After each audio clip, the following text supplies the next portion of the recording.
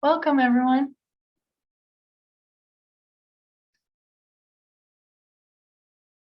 Thanks for coming. We'll get started in a moment.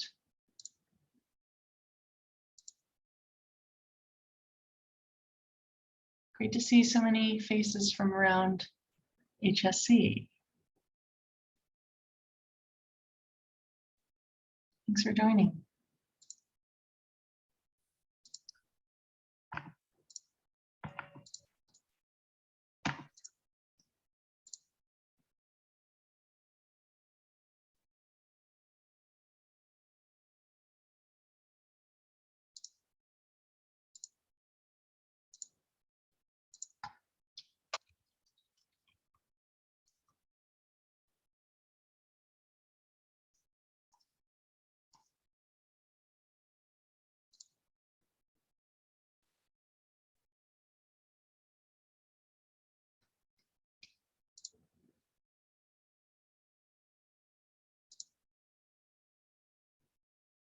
Just giving the opportunity for a few more people to join.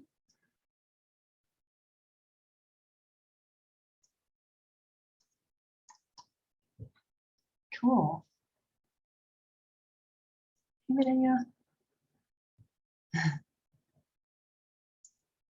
Welcome, everyone, and I'm excited to welcome you on behalf of CAUSE, which is a fabulous student group at HSC with students from all the different healthcare professional programs. And CAUSE stands for Community Action for UNM Student Empowerment. And we're really excited to welcome Jolene Holgate, the Training and Education Director from the Coalition to Stop Violence Against Native Women. And we really wanted to learn more from Jolene about the work of the coalition this month for many reasons, right? We know we can't talk about the issue of domestic violence in our community without talking and learning from Indigenous women.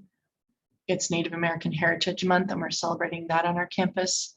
And year-round, we know our university sits on the traditional homelands, the unceded lands of the Pueblo of Sandia. And so we're here to listen and to learn. We are recording this in case if there's other people that aren't here that you want to share this learning and training with. And the CAUSE student group has been conducting a fundraiser to support the work of the coalition this month. And we have some cool HSC swag for folks that if you're able to make a donation of any amount to support their work and send us a screenshot, we'll put the email address in the chat. You can be entered to win some cute prizes. We're also collecting coats, and we have boxes. Maybe are the boxes still around? We can tell you in the chat where the boxes are around the campus, collecting coats to support survivors of sex trafficking, which is one of the areas of focus of the coalition. So a few different ways to support, and thanks for being here to learn together. Welcome, Jolene. Thank you, Anya. Good afternoon, everyone. My name's Jolene. I use she, her, hers pronouns. I am Diné from the Navajo Nation.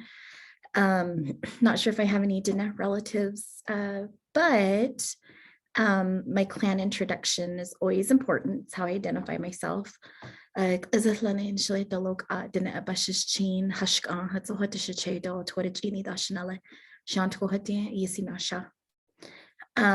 So my mother's clan is the Mini Goats clan. I was born from my father's clan, which is the Eagle Reed people. Those relatives come by way of our Hopi relatives out there in Arizona. I'm originally from northern Arizona, transplant here to New Mexico. The work that I'm engaged in brought me out here, and really happy to be a part of the coalition. So that's a little bit about me. And I think we can go ahead and get started. I know this is in the spirit of the Native American Heritage Month. And thank you so much for acknowledging the Pueblo relatives land that we're on. We're on the ancestral territory of the Tiwa peoples, also known as Pueblo of Isleta, Pueblo of Sandia, the kind of the main areas of where we're all, where UNM is, where I currently reside. Just want to make that very, very clear acknowledgement to our Tiwa relatives. So with that, I am going to go ahead and get started. What I'm going to be talking about today is going to center around what domestic violence looks like in tribal communities. Domestic violence certainly is not only just it's not just a social issue, it's a public health issue, it's a criminal justice issue, and certainly is also a social justice issue as well. So we just want to make sure that we're having that kind of awareness when we're thinking about violence or violence prevention, as well as some of those root causes within our system. So just going to share my screen. And can I just get a thumbs up if you all can hear me fine?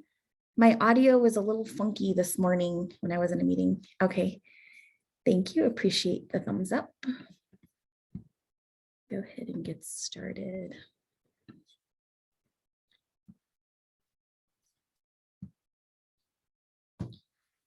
So the Coalition to Stop Violence Against Native Women, we were established over 25 years ago by three fierce matriarchs who felt that it was important to start addressing how we protect our Native women and children within our communities. At that time, there were no support services that were meeting the needs as well as culturally relevant needs of the state of New Mexico. As you know, there's a lot of ancestral lands officially, but also we understand that the entire state of New Mexico is Indigenous territory. And with the establishment of the coalition, there were four focus areas that what we felt was really important to our vision, to our values, and the first being training, and that's my department. So in terms of training, we feel like it's important to build the capacity of our service providers, as well as building the capacity of community organizations. So although we have like an advocate training for victim advocates, we have sex trafficking training, batters intervention. Those are kind of more of like on the official training spectrum. Recently, we've been able to offer trainings in areas of missing and murdered Indigenous women, food sovereignty, how are we working with youth as a means of violence prevention, and just a lot of community outreach. We're also working with community groups and building their capacity as well. So if they're able to leverage our coalition's resources, that certainly is very important in terms of caring for community. The second area we have is technical assistance. We also provide a lot of that when folks want to build up their programs or just to get additional education as they start to create these ways of violence preventions in their own programming. And third is policy advocacy. We've certainly been involved in areas of, more recently, the state codification of ICWA, the Indian Child Welfare Act. Right now it is being threatened federally by the Supreme, not quite sure when it's reaching the Supreme Court, but that certainly is a provision that's really important, that we have our children within their traditional homelands, that they're being raised within their language, within their culture. Understanding that the displacement of children isn't something where we feel like they're placed based on the state's recommendation of where they think they should go, but trusting that tribal communities understand what the care and needs are for our Indigenous children. And that's what we push for. And lastly is support. We provide ample support to our advocates, specifically our providers who are on the front line, working with survivors of violence in that respect. We are not a direct service provider, but rather we build up the capacity of providers that are working directly with survivors. If you look at this map here, this is our service area. We also service the area of the Four Corners area, including Utah Navajo, Northeastern Navajo, and Southern Ute tribe. If you look at the very bottom, there is a Pueblo that's outside of New Mexico, but also is a recognized Pueblo is in El Paso. And this is the Pueblo Isleta del Sur, who are within our service area. So this just kind of gives you an idea of where we're at in terms of our services. Some of the strategies that we utilize is sharing knowledge and real life experiences, whether that comes from survivors or advocates. We feel like it's really important to utilize those experiences to understand the magnitude of domestic violence in tribal communities, and how we can best support our survivors and families. We also look to our people. We feel like building and maintaining trust is a framework for support. We certainly value relationship building, like today, kind of bridging the understanding of violence in tribal communities, and providing some education awareness to UNM. Also just, building and leveraging networks with other organizations that are aligning with our values. We also look to our future. We feel like it's important that we are laying that groundwork for survivors to feel supported, but also looking for ways, strength-based responses that support cultural resilience, ensuring that as we work with survivors that we're creating a space of empowerment. And we'll talk a little bit about what that means. This is just a general slide, not so much formal. I know this is a little bit more of an informal thing, so we can go ahead and skip this. I usually leave the slide in here because we get questions about what the significance of Domestic Violence Awareness Month is, and it's the month of October. This was first established and launched in 1987, and it was just a way for community and organizations to connect who are working on the issue of domestic violence. So over the past 30 plus years, a lot of progress has been made that supports survivors, thinking about what is offender accountability when someone causes harm, and also how are we keeping stakeholders accountable, such as our local, state, and federal government and agencies that would be the ones who would need that systemic change. So yeah, Domestic Violence Awareness Month. So in terms of New Mexico, there are nearly 229,000 American Indian and Alaska Natives in the state of New Mexico. And that comes out to about 23 tribal nations. And that's including the Navajo Nation that spans into the 3 other states. The tribal population here in New Mexico is very high. So if it's at 11% of the actual population, more than likely folks who might be in a room with 10 or more people certainly will have a relative who is a federally recognized enrolled relative within New Mexico. So that's just to kind of give you the demographics and what that looks like in New Mexico. In terms of the national picture of violence against Native women, 84% of Native women, or 4 in 5, have experienced violence in their lifetime. Over 56% of Native women have experienced sexual violence, and over 55% have been physically hurt by an intimate partner. And we'll talk a little bit about the difference between domestic violence and intimate partner violence. Over 48% have been a victim of stalking, and 66.4% have experienced some form of psychological aggression by their intimate partner. So on the grand scheme of things, more than 1.5 million Native women have experienced violence in their lifetime. What I do want to mention here, because I know these statistics sound very, very sad, very drab, I just want to affirm, especially to our Native relatives who might be in the same space, that we're still here. Our resilience has allowed us to survive this far and continue to thrive in ways that Our ancestors put those prayers down for us a long time ago. I think when these areas were being colonized, there was a notion that we wouldn't be here.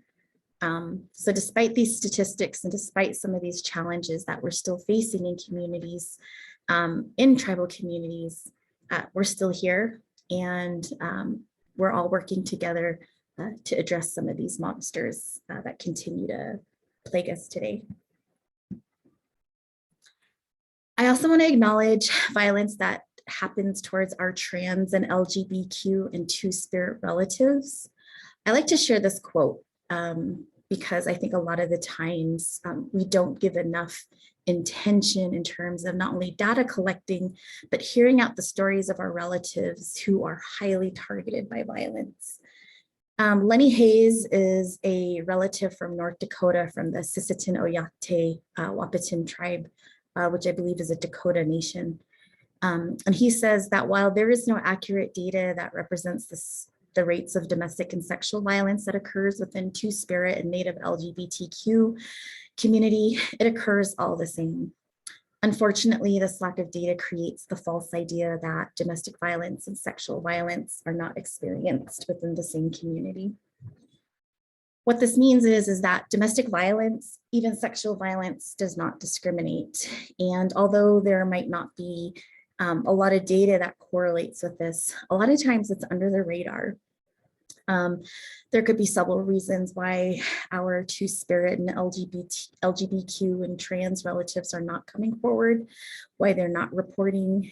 It could be due to harm caused to them by the system. Of course, society as a whole can be very ugly and not being able to offer support to our relatives who are in need. And also, there are some aspects that domestic violence can look different for our trans and LGBTQ relatives. For instance, the idea of outing. It's important that the stories that we tell are stories that we are able to tell. And some folks might feel like it's okay to provide someone's gender identity without their consent. And that's basically what outing is. And that's incredibly dangerous. Partners will utilize that. Abusers will utilize that as a tactic that can increase and create another layer of harm to the survivor who's experiencing this violence. A lot of times due to like colonization, patriarchy, and just some of the more westernized notions of how we were indoctrinated, at times the same-sex partnership is not accepted, but there's a lot of reconnecting that's happening within our communities. So things like that, and just, you know, our two-spirit and trans and LGBTQ relatives are sacred.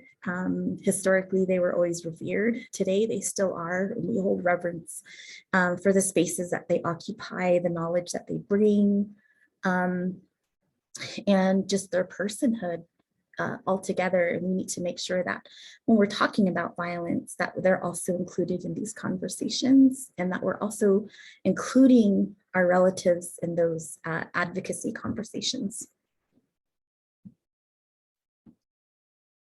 Won't go too deep into this, but sexual violence certainly is a major issue in tribal communities. But what I want to bring up on this slide is the missing and murdered Indigenous women and girls. Domestic violence and sexual violence are direct indicators that intersect with the missing and murdered crisis in tribal communities, urban communities throughout the states.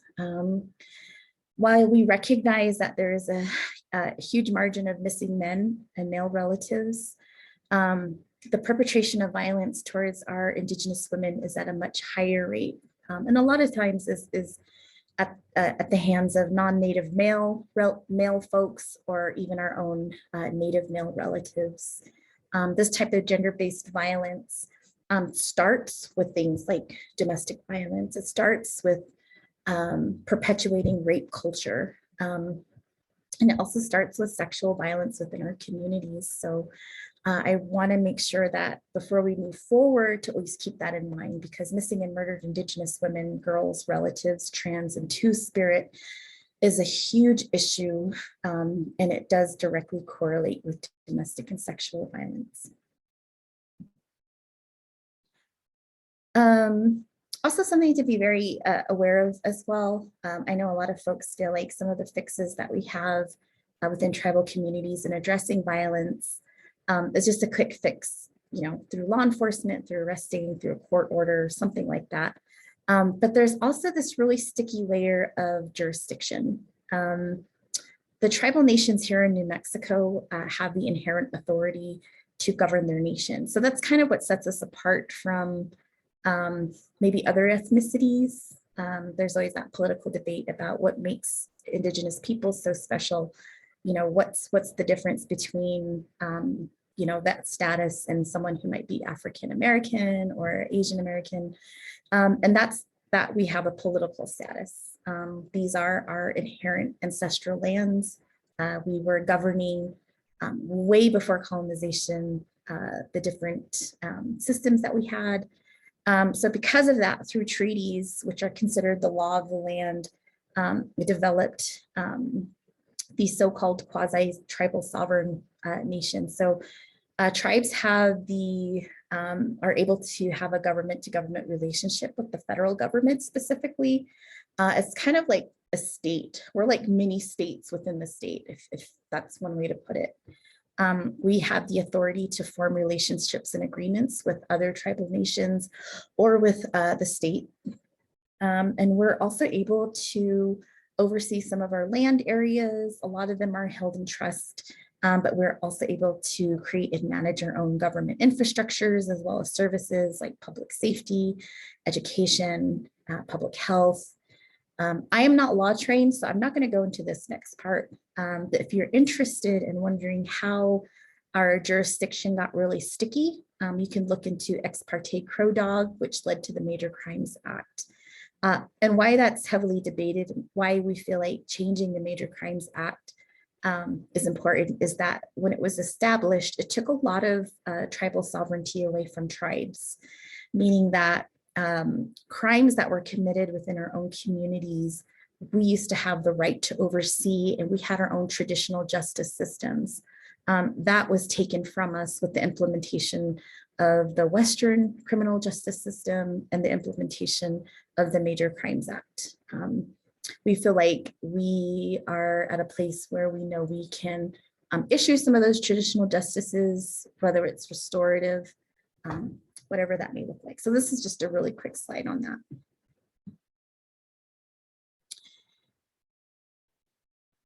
Can someone tell me what this painting is, or what does it mean to you? Feel free to take yourself off mute, or you can drop it into the chat. I'll give you guys a couple seconds to think about that. Let's see here. To me, hello, my name's Estella. To me, this reminds me of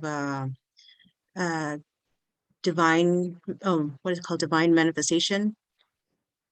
And the power that colonization has on Indigenous peoples, and the view that it's a right, it's a God-given right to take over land and take over people.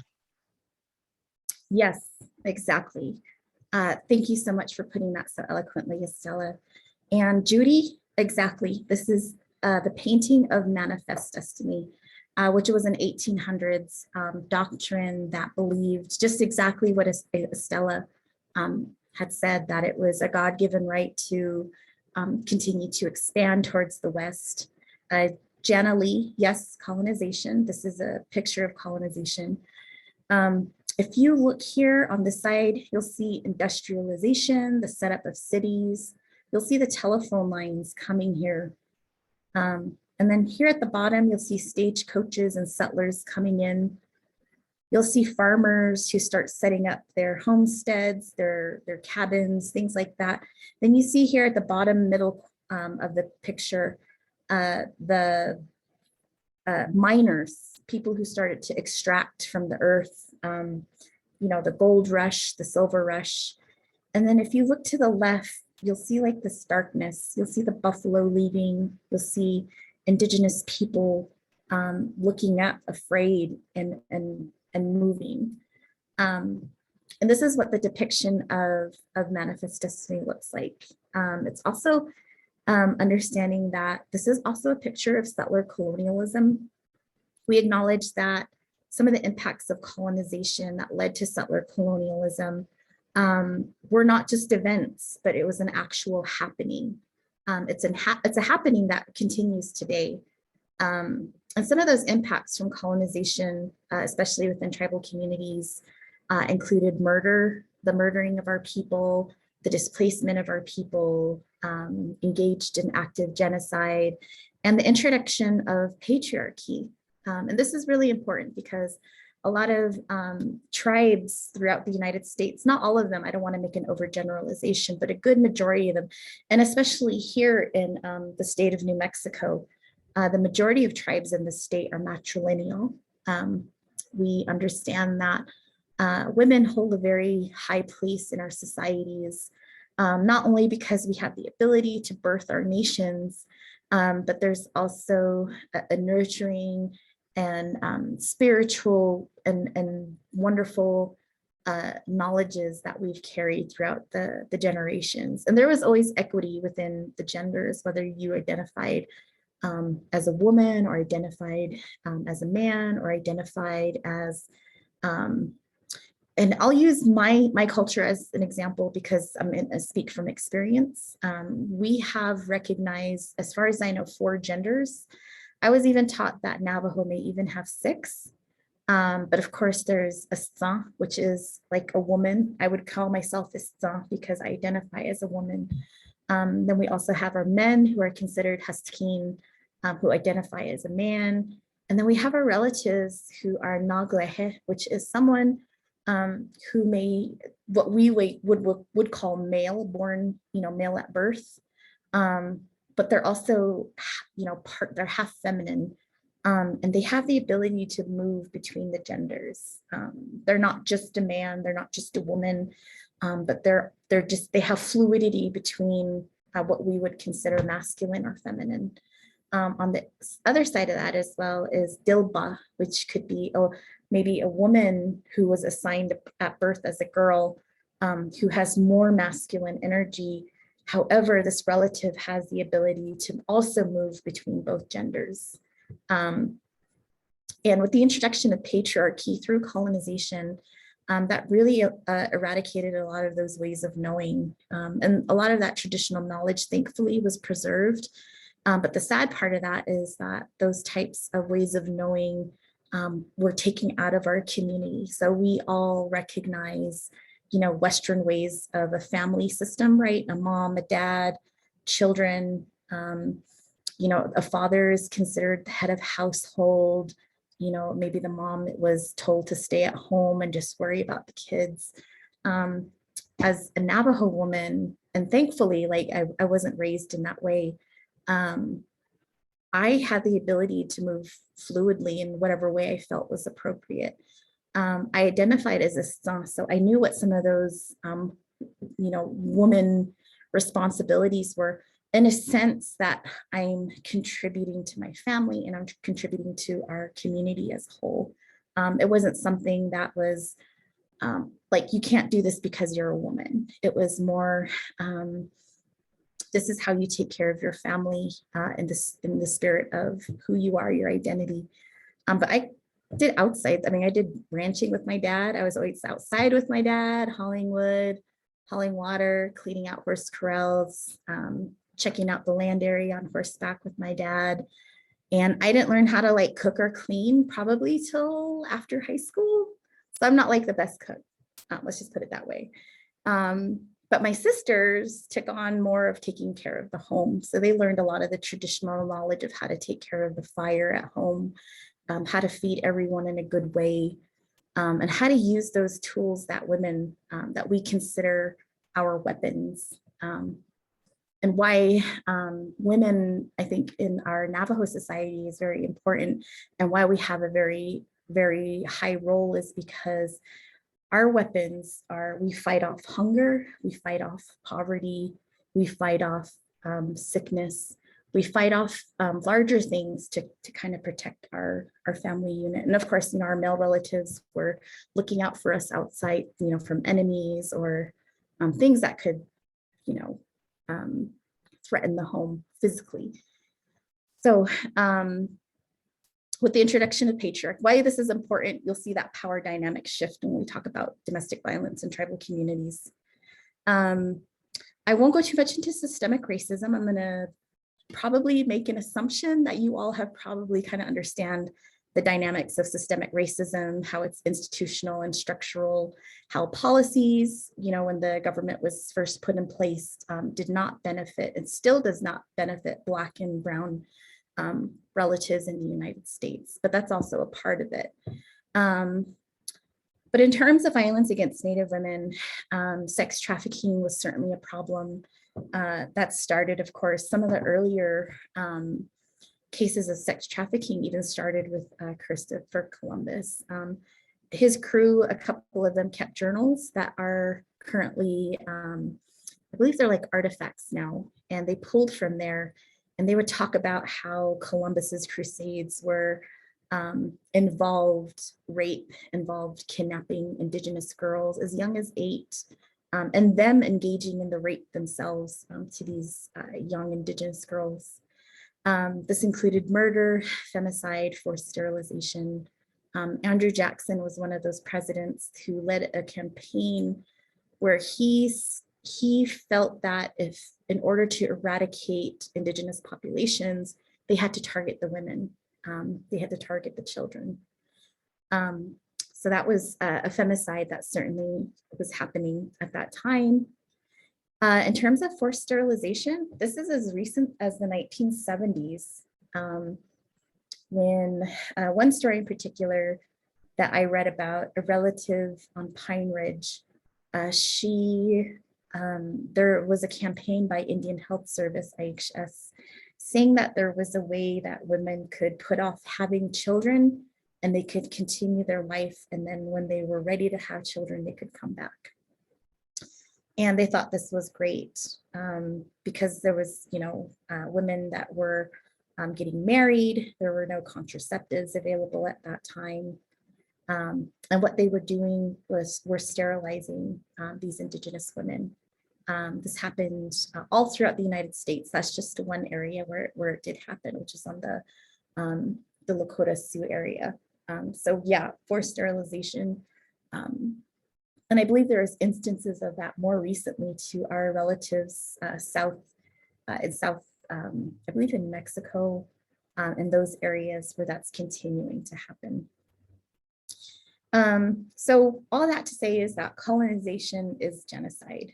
If you were to look at this on a big scale, including white supremacy, the government that was created by white wealthy landowners that was created to benefit their society. This is the first power and control model. Through systemic racism, they used policy, they used programming, they used campaigns to control Black and brown bodies through slavery, through the slave patrol when our relatives were freed at that time, assimilating Indigenous people, the boarding school era, kill the Indian, save the man.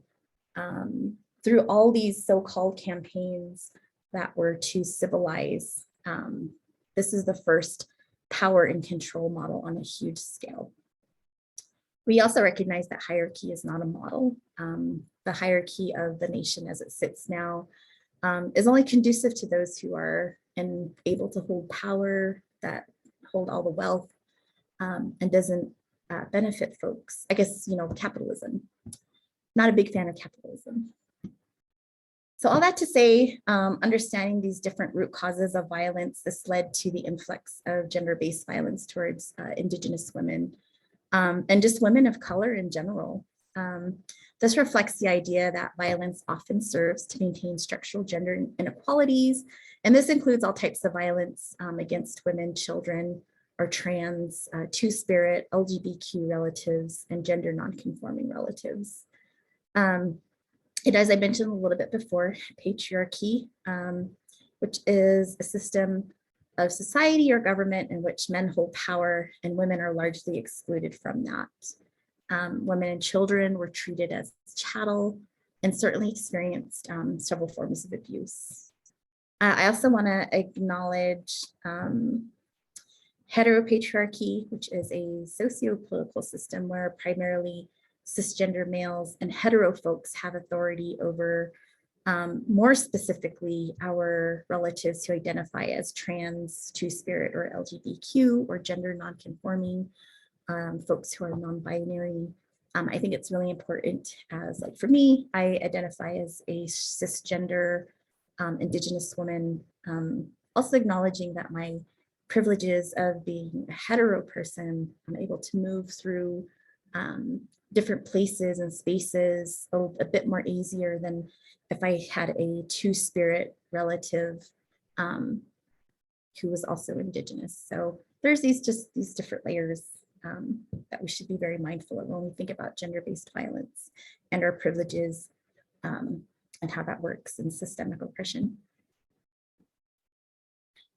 The history of sexual violence and genocide of Native women illustrates how gender violence functions as a tool for racism and colonialism. Especially understanding that Native women are targeted because we have the ability to give birth. There's this great quote, I think it was a Cheyenne proverb that stated that until the hearts of the last Indigenous, Native women hearts are on the floor, that's when the nation has been defeated. And I think a lot of during colonization that was certainly recognized. So something just to think about when and how that the history of gender-based violence continues today. This type of violence also influences our gender relations, especially if we're thinking about things like toxic masculinity, promoting stereotypes of men who might be considered socially dominant, and also where they may have traits where they engage in misogynistic, homophobic, or transphobic behavior. Like in regards to like rape culture, how if you looked at headline news and you see like a young white boy who had raped, a college girl, the headline would probably read promising college student accused of rape rather than, or may not even put rape in the title, it might just say assault. So it's just kind of a watering down that protects the privilege of folks who are masculine, our male relatives. And why that's important is some of the toxic masculinity, the way some of our male relatives were indoctrinated since they were young. And I want to say indoctrinated because it's a way of how our young men and boys were socialized. But also want to offer that along with toxic masculinity is the idea of how are we helping our male relatives heal as well.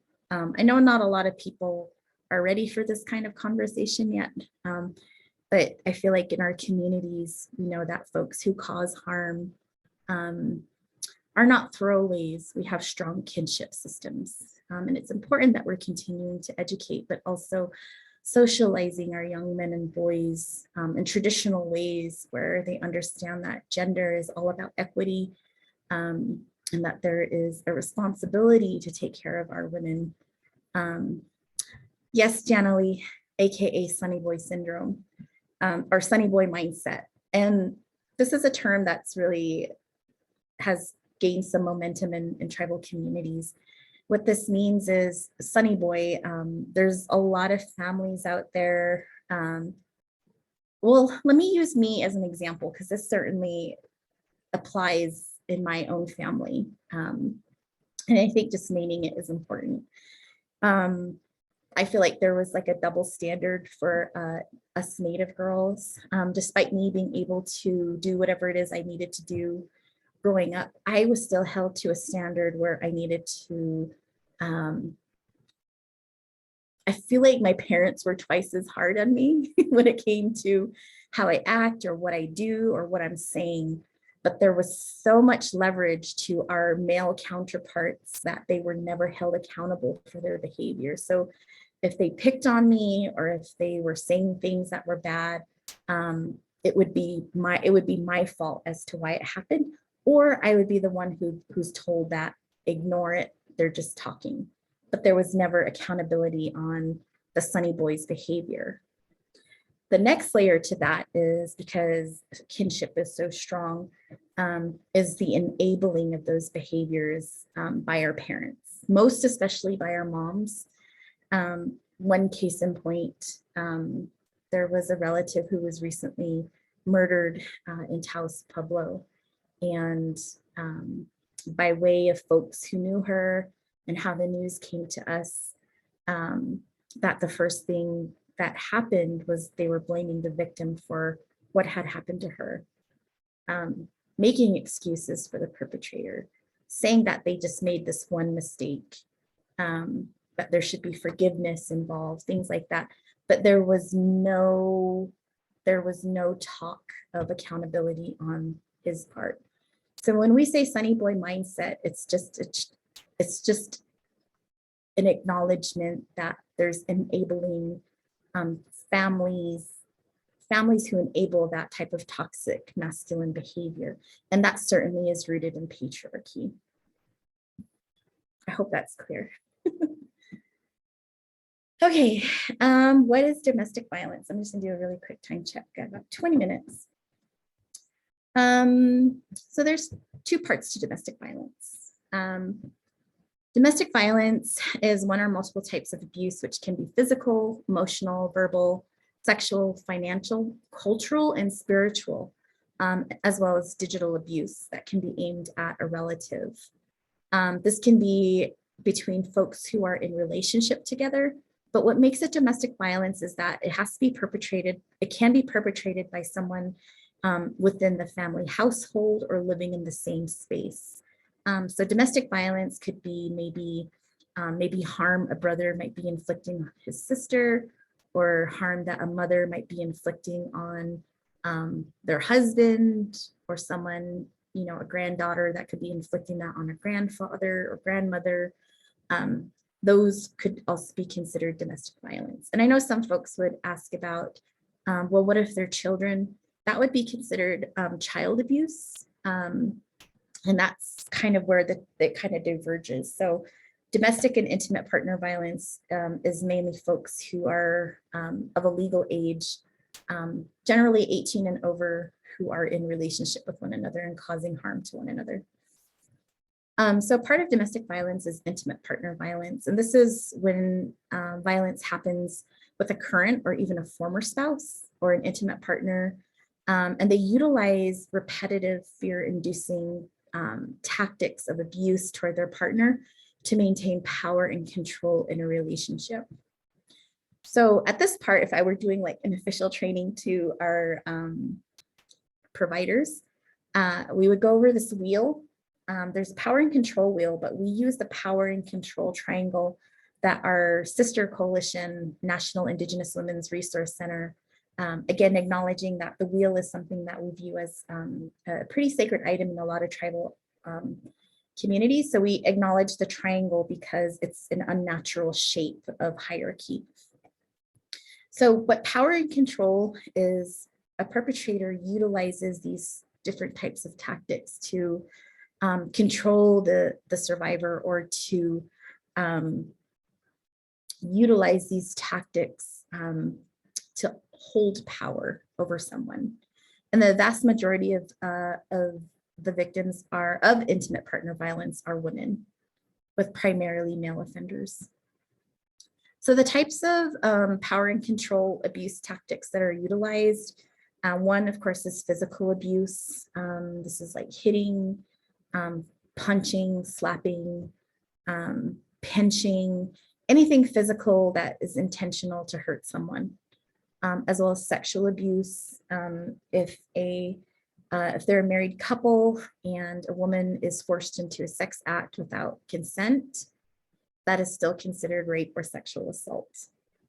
So consent is incredibly important. Okay, I see. Lisa, where did you find? Oh, it's at niwrc.org. If you go to the resource tab, just type in, if you just type in triangle, I think it'll pop up, but you'll see the intimate partner violence triangle and explain every part to it. They'll also utilize coercion, threats, and blame, saying things like, you know, if you loved me, you wouldn't go to work today. That's also a part of isolation, which is a way of coercion. A lot of the time, some of the initial stages of abuse begin with isolation, where an abuser may play on the emotions or gaslight the survivor to have them stay home with them, to start to pull away from family, to pull away from friends. And also neglect. And this is one that's not talked about a lot. You could be in the care of someone's living in the same home, and someone could purposely neglect this relative who might be physically or mentally incapacitated. I know sometimes we call it like elder abuse or abuse to disabled persons, but we also want to acknowledge that this is a form of domestic violence as well.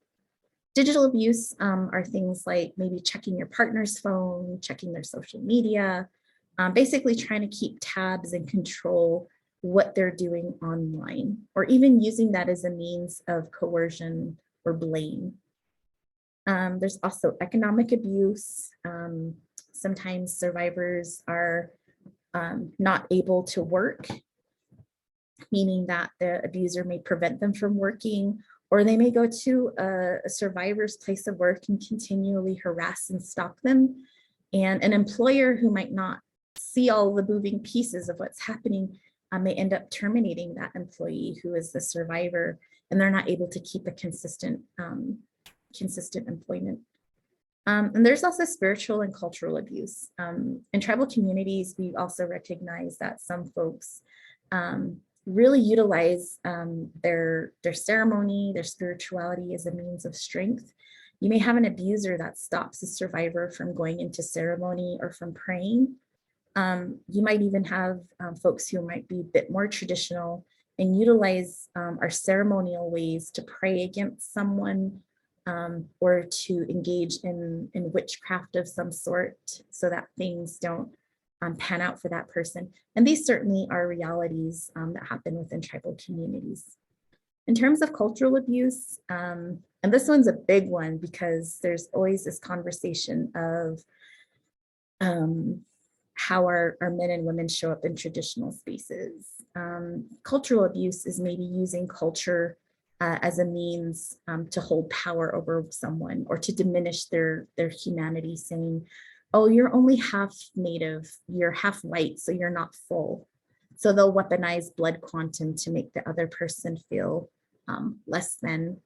They may even say, you know, historically men held power, or, you know, something to that effect. And that is always up for debate. But also other forms of cultural abuse can look like, I guess on the opposite end of that, maybe someone who might identify as Christian or Catholic.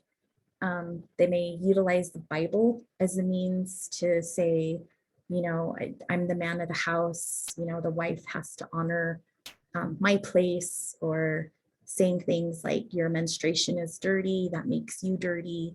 But utilizing parts of religion to really denigrate their female partner. Or even folks who identify as two-spirit, gay, trans, or lesbian.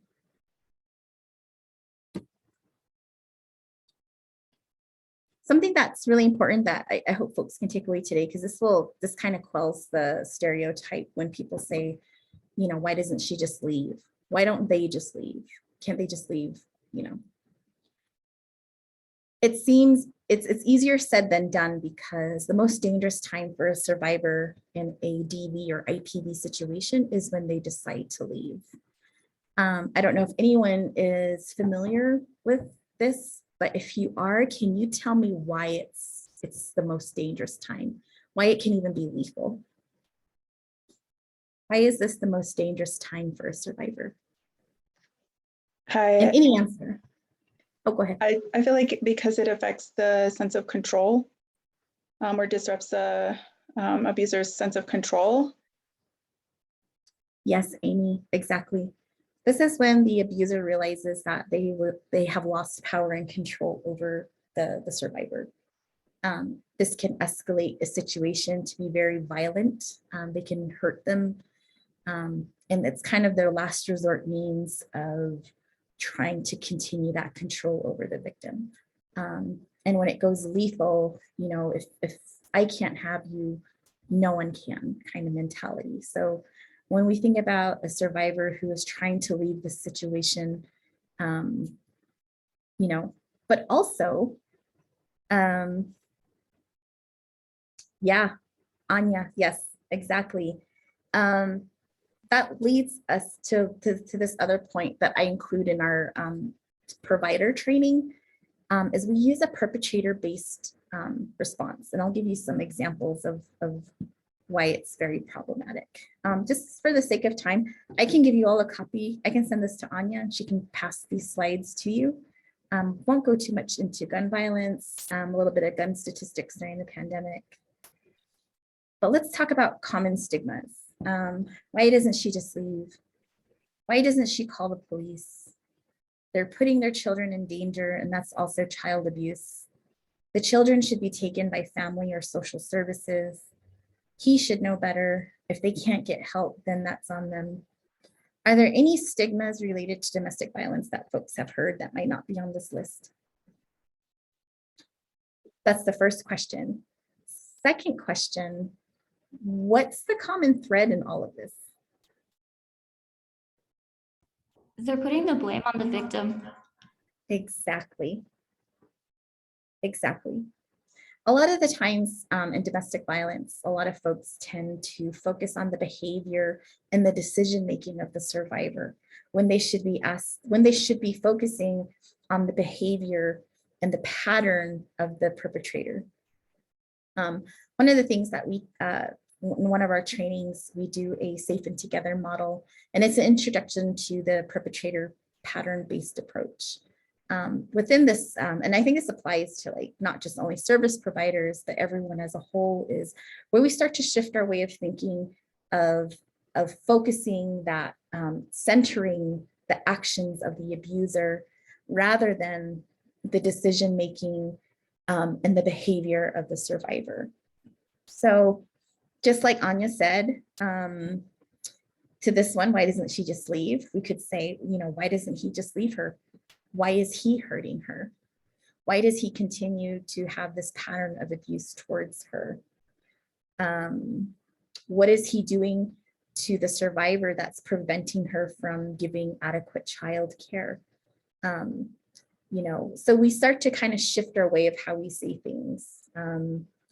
For instance, if we had a survivor who might be in a program to better herself, some folks might say, oh gosh, she's addicted to drugs and that's why like this is happening. But you could flip that and think of it in a more accurate perspective of saying his actions of abuse, him hurting her, he is inflicting trauma. He is exacerbating her mental health issues. He's exacerbating her issues with alcohol and drugs, because those certainly are valid. A lot of times survivors who are in those situations may develop a dependency on alcohol or drugs of some sort. So a lot of the times it's just like a coping mechanism. So it's ensuring that we hold the perpetrator accountable when we have these conversations and focusing on their behavior.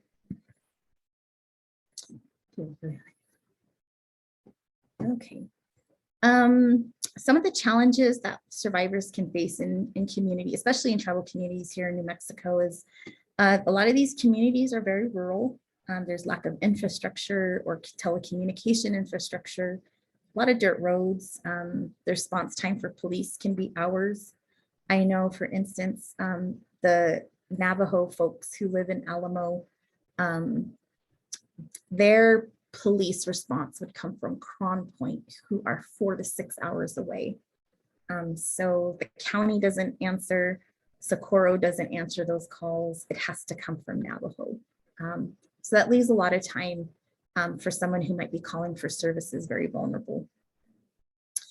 Services are very limited. What kind of services are available near tribal communities? Do tribal communities even have these services? Small communities, everyone knows everyone. It's hard to be a bit more discreet. There's also that element of the survivor might be related to an officer, or maybe an officer or someone who's one of the stakeholders that's to protect the community is related to the perpetrator. And that can become a very, very real situation. We also have to acknowledge the ramifications of leaving for survivors. There's just that fear of leaving your community, a place where you grew up at, where your home is. My umbilical cord is buried in Shanto in Arizona. So these are really, really scary thoughts to survivors. So what are ways we're supporting them that they can stay in their community? Animals and land. A lot of folks rely on the land and their livestock as a means of living, their way of life, and how they create income for themselves. So if they have to leave a situation or they're told to leave to a shelter, these are some really integral realities that they have to face. And just for the sake of time, there are 3 different types of advocacy. The ones that we train all different types of advocates who are in the system, but this gives you an idea of what advocates do. Advocates are folks who kind of are the bridge between the criminal justice system and resources for the survivor when they reach out for a victim advocate. They go over safety planning, resources, shelter, housing options, how to file a protection order, how to get a restraining order if they need one, and custody issues as well. So if you ever have a relative in need, it's always good to start with an advocate, someone who can help navigate the system with the survivor. So what can you do in terms of community? What advocacy can look like for you? We want to make sure that we're discouraging victim blaming or shaming, that we're always centering the behaviors and actions of the perpetrator and always talking about support and ways for the survivor. If you know someone who might be going through something like this, it's important that the advice you offer is non-judgmental. Make sure your personal bias is at the door, and refrain from, trying to save the person. Going back to that space of empowerment, what advocacy means is we're helping the survivor come to a point in their journey where they can advocate for themselves. So it's always important to have options and offer options, but not make the decision for the survivor. They still are their own person. They still deserve to have agency, and they deserve to make the best decisions for themselves. So it's important to give options and to respect the decisions that they take. It can take a person 6 to 7 times to leave an abusive relationship. So you may have helped them as much as you can, and maybe they return back to that relationship for whatever reason. But you know what? You gave them tools and options that they could use in the future if they decide to take that step again to get out of that relationship, and to not take it personally if they don't follow the options that you may provide. I think being there is really important.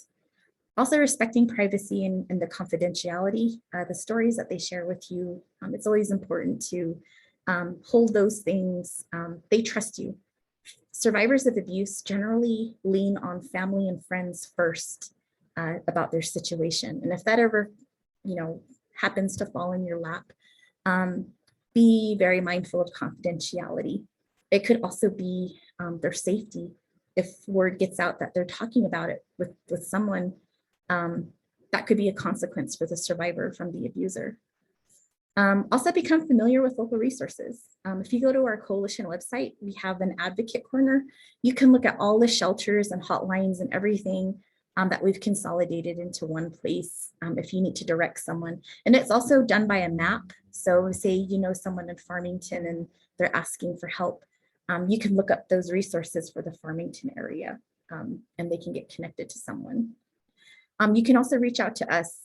We have an advocate coordinator named Tiffany Harone, and she can help survivors get connected with a victim advocate if they need it. Also encouraging safety planning. There's different types. There could be safety planning for exiting, and there's also safety planning for folks who are not able to leave the abusive situation yet. And let them know that they have options, that it's not just one set path that they have to follow, but always encourage safety planning. And then when we have conversations about offender accountability, what does that look like in your community? I know this is probably like a deeper philosophical question, but we were, as a coalition, we were asking this of ourselves. Again, our perpetrators are not throwaways, they're also relatives. What are ways within our own communities that we're holding folks accountable to their action, but also how are we helping, supporting in their healing if they choose to be on that healing path? There's a lot of perpetrators who have taken that role to better themselves, to rehabilitate, but also the truth of folks will just be violent, and that's just their nature. And another list. We just love to support survivors. It's always got to be survivor centered. And again, you all will have a copy of the slide deck. And your advocacy can go beyond just what we talked about today. It could be maybe writing to your legislators to ensure that VAWA gets passed and that provisions in there that support tribal communities are passed. Share knowledge about what does violence look like in tribal communities, and then community solutions. How are folks contributing to the movement to end gender-based violence, not just for Indigenous women, but for all women, and most especially women of color. So something to keep in mind. And if you have any questions and ever want to connect, feel free to reach out to me and I'd be happy to help. Thank you.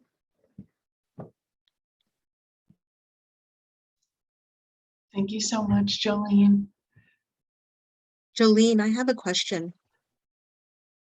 Sure. So you were talking about different types of advocacy and providing privacy. I remember attending a workshop, and part of that was, from a provider point of view, is to document what the patient is saying as part of the medical record, so that if she ever decides to pursue criminal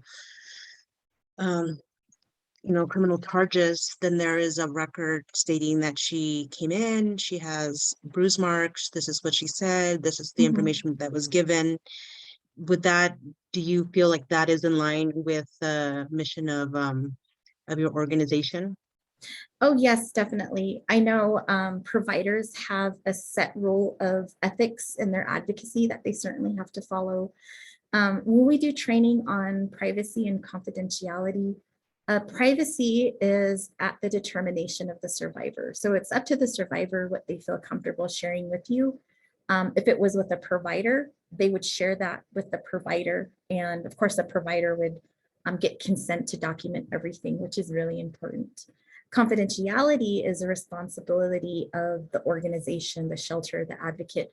Myself as a person holding confidentiality should already be a given. So I think it would just be the nature of the relationship between you and the survivor. Of course, service providers will have their own process and protocols for that are more official. But as like a regular community member, like all of us, if you were to tell someone something that was really personal and you just wanted to share it just with them, that's how we would have it. What I would always encourage though is safety planning. If you know maybe this victim might be in really, could be in danger, you can document those for yourself. Maybe put it in a journal, you know, Lydia came to me this day with this concern, and maybe put it away. That kind of documentation could certainly help in terms of like a timeline. And you can also ask the survivor themselves. I think the more they know on what information they share with you, and if you wanted to ask, is it okay if I keep, you know, if I write this as a record of our conversation, just in case you might ever need it? Is there anything that I can do to support you, you know, while you're going through this? I think it's okay to ask those questions of the survivor. I wouldn't be invasive though, like asking for details of what kind of abuse is happening or anything like that. That should always be at the call of the survivor. But in terms of offering support, I would say safety planning. There's safety planning for exiting a relationship and safety planning if they have to stay in the relationship. And some people are like, what do you mean stay in the relationship? Well, as we mentioned, you know, like exiting can be very dangerous, but also if you know a violent situation is going to occur, you would tell the survivor, go to a room with the less blunt objects. Go to a safety room where you know nothing can be used against you, and it takes the perpetrator away from your children, because kitchens, you have a variety of things that can be used against you. Don't wear necklaces or scarves where they might be able to use it against you. Maybe keeping a copy of your medical records, or even safety planning with your children, like teaching your children how to call 911 if something escalates, teaching children how to exit the home if a violent situation happens. And I know that's so hard to hear, but these are certainly realities in the type of safety planning that is really important for survivors, or letting a neighbor know, or ensuring that there's a full tank of gas if you have to exit immediately, creating a bag with your immunizations, your social security cards, important documents, medications, an extra set of clothing, cash, and having like maybe, you know, vehicle keys ready, you know, telling the survivor to have that all ready to go should the situation get worse than it is. Those are real type of safety planning that are helpful, especially survivors who are kind of feeling like, I should be out of this situation, like I should just leave. But it's important to always be realistic and offer them that kind of support.